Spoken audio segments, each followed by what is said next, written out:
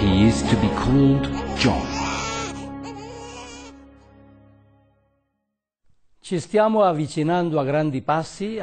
We're moving rapidly towards the celebration of the bicentenary of the birth of Don Bosco, an occasion which ought to find us ready and eager to reinforce our charismatic identity. Our task is to understand, reinterpret and preserve for the future the insights of our founder, his pastoral choices and activities. His practical talents, his educational gifts, and his spirituality are certainly three special features which distinguish him.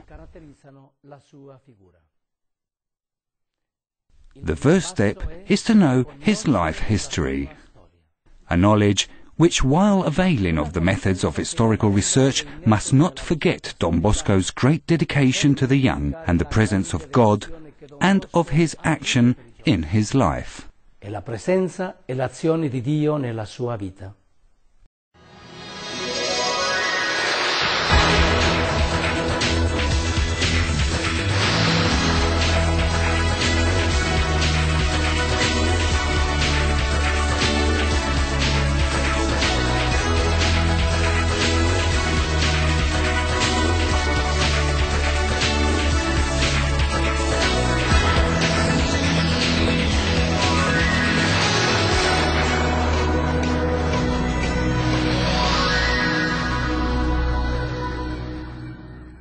The Strenna, which the Rector Major Father Pascual Chavez Villanueva entrusts to the groups of the Salesian family for 2012, is an invitation to become familiar with the life history of Don Bosco, in order to reconstruct his image today and to preserve for the future the mission entrusted to him, the education and the evangelization of the young.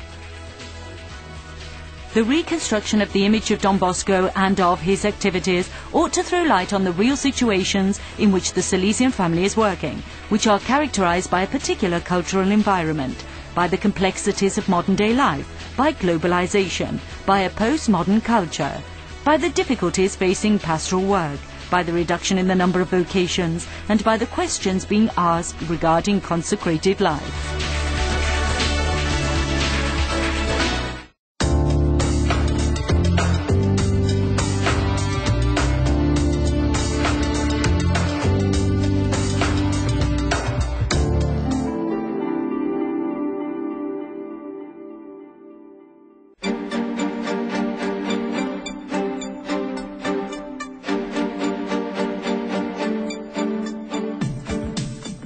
Don Bosco continues to be a very significant figure in the church and in civil society. His is a complex personality which cannot be reduced to simple formulae. In the past, the way he was often presented, not without enthusiastic exaggerations, ran the risk of giving a distorted view of himself, his insights and his spirit. Nowadays, hagiography takes account of well-founded historical interpretations and of a new theological interpretation of the spiritual experience of the saints. Don Bosco is a many-sided figure. He's a founder, a legislator, an educator, a master of the spiritual life. To prevent what has been handed down to us being lost, it's urgently necessary to know him. As the distance in time, place and culture increases between us and him, there could be the risk of losing the sense of that affectionate atmosphere and that sense of closeness which made him a familiar figure. If our special rapport with our common Father were to fade, with his spirit, his way of doing things, the criteria which inspired him, as the Salesian family, we would no longer have a claim to our place in the church and in society, because we would have lost our roots and our identity. As well as the distance in time, place and culture, there are two other things to be considered. For a spiritual movement like the Salesian family, it is important to keep alive the memory of its own history, to organize it and to make it accessible. In order to facilitate the consolidation of the cultural background and so be ready to face historical, social and cultural changes. In this way, the Salesian family will be able to continue to be the bearers of the original charism and alert and creative guardians of its tradition. The reason for a deeper knowledge of Don Bosco can also be found in the fact that many official documents of the groups of the Salesian family refer to Don Bosco as the guide and model.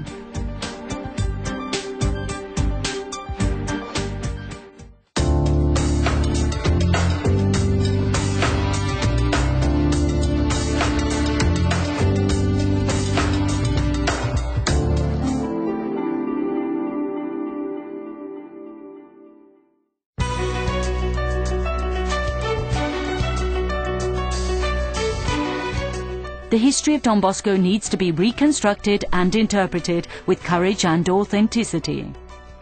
As Pope Leo XIII said, the historian should never say anything untrue, nor be silent about the truth.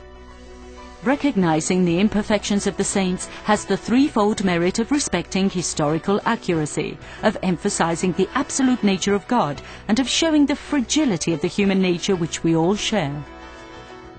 It is also necessary to go beyond anecdotes and to bring the real Don Bosco alive today at the dawn of the third millennium. This is a knowledge which, while asking questions about the present and looking for answers from the past, helps the Salesian charism to become enculturated in the world of today.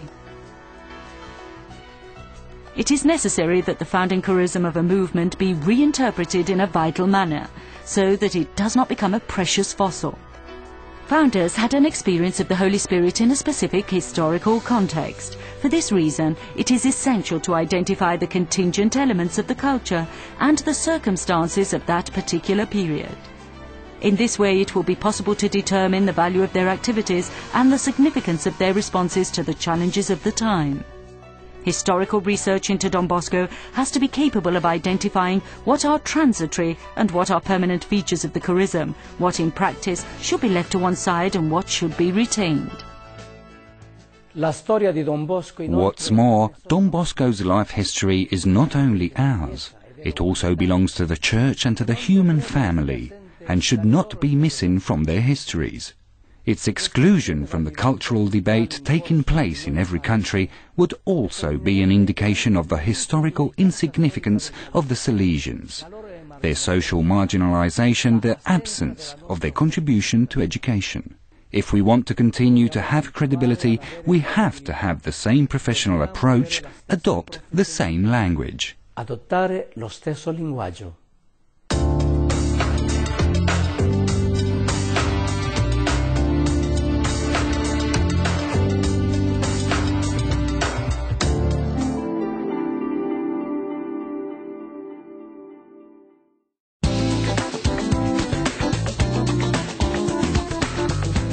Salesian historical writing has made great strides.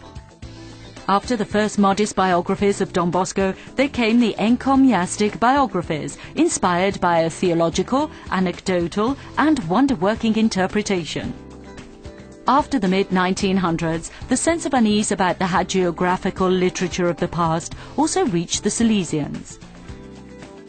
The cultural climate of the 70s led, through the use of assumptions, guidelines, methods, the means of inquiry, a sharing of the results of historical research, to a deepening of the awareness of the patrimony inherited from Don Bosco. For a correct interpretation of Salesian history nowadays, three types of analysis are employed. Philological analysis is made possible thanks to the availability of the published and unpublished works of Don Bosco. This valuable work of the Don Bosco Centre of Studies at the Salesian Pontifical University and of the Salesian Historical Institute has put at everybody's disposal, in editions which are academically prepared and revised, thousands of pages written by Don Bosco. This is followed by an historical critical analysis which takes into account the contents of the sources in relation to the cultural and ecclesial categories of the time. The third, and most important, is the living and contemporary analysis, which is able to re-express, rethink, and represent the contents of the sources. An approach to Don Bosco using the methods proper to historical research has enabled us to measure his greatness, his practical talents, his gifts as an educator, his spirituality, his work, which can only be understood when fully rooted in the history of the society in which he lived. This is not to reject out of hand the valid and respected images of Don Bosco which generations of Salesians and members of the Salesian family have had. However, we need an image of Don Bosco which is relevant today, which speaks to today's world in a new language. In un linguaggio rinnovato.